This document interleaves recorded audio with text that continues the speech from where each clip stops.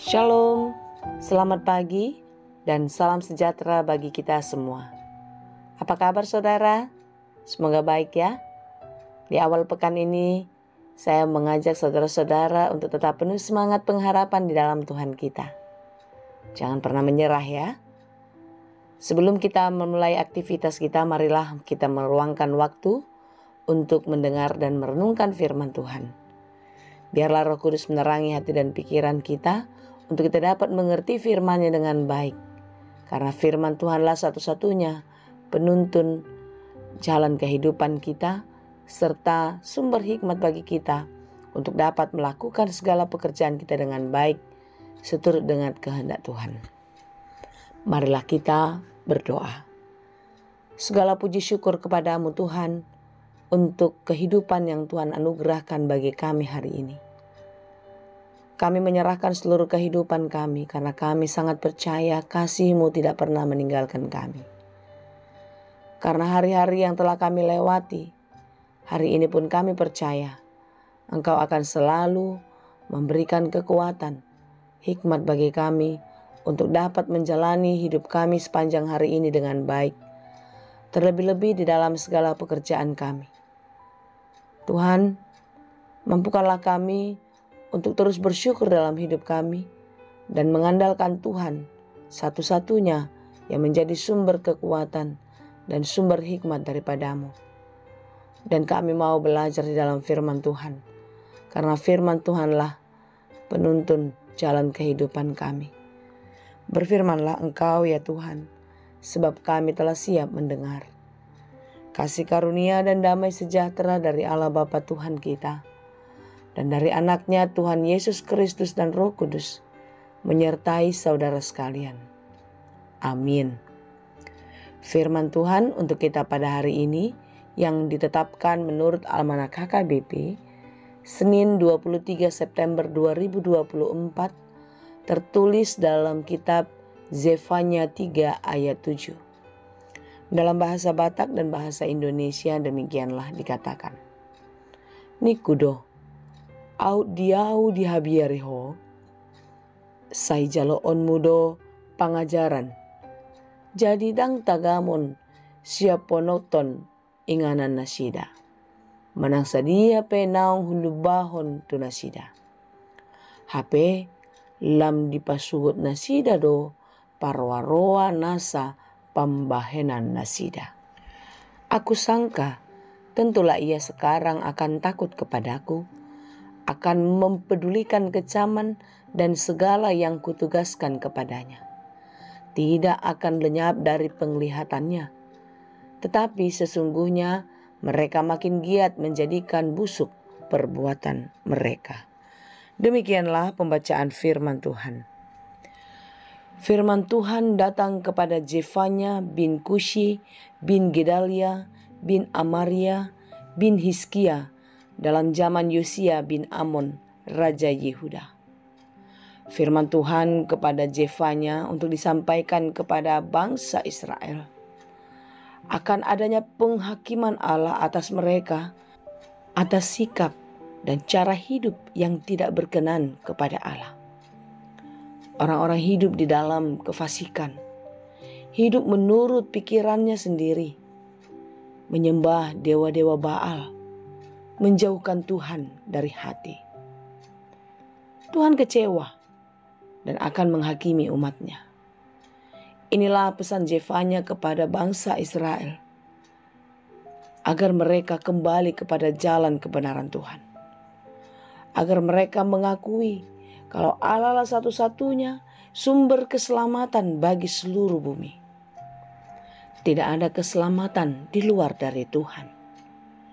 Saudara yang dikasihi Tuhan, Allah akan menghukum umatnya. Tetapi hukuman itu tidak datang begitu saja. Peringatan demi peringatan telah diberikan kepada umatnya. Tetapi mereka sungguh keras hati, keras kepala, tidak mau mengindahkan nasihat ataupun peringatan-peringatan yang telah mereka dengarkan. Justru dalam renungan kita pada hari ini, Allah mengungkapkan kekecewaannya terhadap umatnya. Aku sangka tentulah ia sekarang akan takut kepadaku, akan mempedulikan kecaman dan segala yang kutugaskan kepadanya tidak akan lenyap dari penglihatannya. Tetapi sesungguhnya mereka makin giat menjadikan busuk perbuatan mereka. Ini adalah suatu ungkapan kekecewaan yang sangat dalam. Sampai pada akhirnya seluruh umat Israel dibuang ke Babel atas segala tindakan perbuatan yang mereka lakukan yang melukakan hati Tuhan.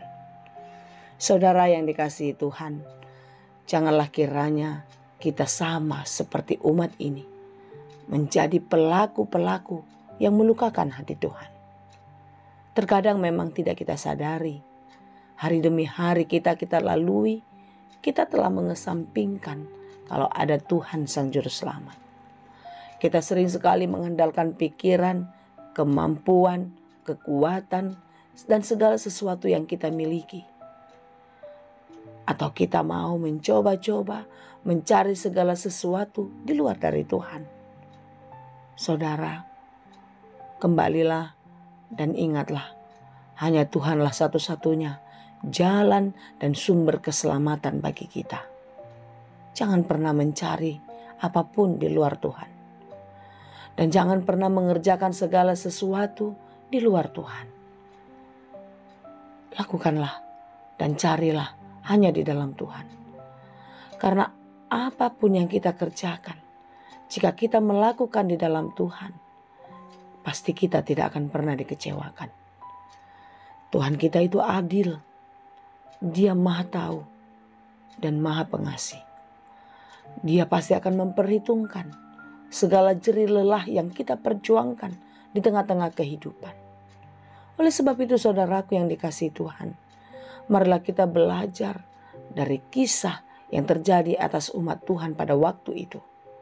Janganlah kiranya penghakiman Tuhan harus turun dulu kepada kita sehingga kita menyadari jalan hidup kita sudah salah. Tetapi marilah kita merenungkan hari demi hari hidup kita, betapa baiknya, betapa kasihnya Tuhan kepada kita. Saudaraku, jangan pernah mengeraskan hatimu. Jangan pernah terus bertahan akan kebenaran-kebenaranmu. Tetapi biarkanlah Tuhan terus memelihara hati dan pikiranmu, melembutkan hati dan pikiranmu, sehingga kita semua boleh menerima pengajaran Tuhan yang akan terus kita dapatkan di dalam firman Tuhan. Oleh sebab itu saudara yang dikasihi Tuhan, jangan pernah berhenti membaca firman-Nya ya. Karena hanya firman Tuhanlah sumber satu-satunya yang memampukan kita mengenal Tuhan secara pribadi.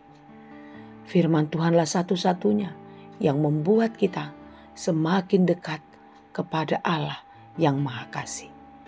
Kiranya kita dimampukan untuk tetap menjadi pribadi yang mau menerima pengajaran Tuhan di dalam firman-Nya.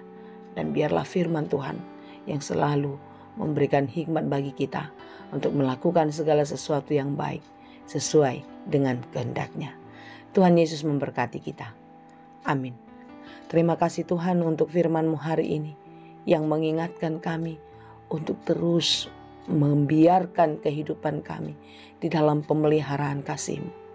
Jangan biarkan kami Tuhan mengandalkan apapun yang kami miliki, sehingga kami menduakan Tuhan di dalam kehidupan kami.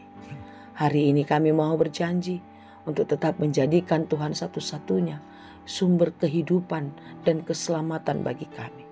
Tolong kami Tuhan, mampukanlah kami untuk tetap setia kepadamu. Berkati kami dalam segala pekerjaan kami. Apapun yang kami kerjakan, biarlah kami melakukannya di dalam takut akan Tuhan. Karena kami percaya, apapun yang kami kerjakan di dalam Tuhan, pasti berhasil dan berbuah dengan baik. Apapun yang kami cita-citakan dan kami harapkan, biarlah itu terjadi seperti yang Engkau kehendaki saja. Terima kasih Bapa, di dalam Yesus kami berdoa. Anugerah Tuhan kita Yesus Kristus, kasih karunia Allah Bapa, dan persekutuan Roh Kudus, itulah kiranya yang menyertai dan memberkati kamu sekalian. Amin.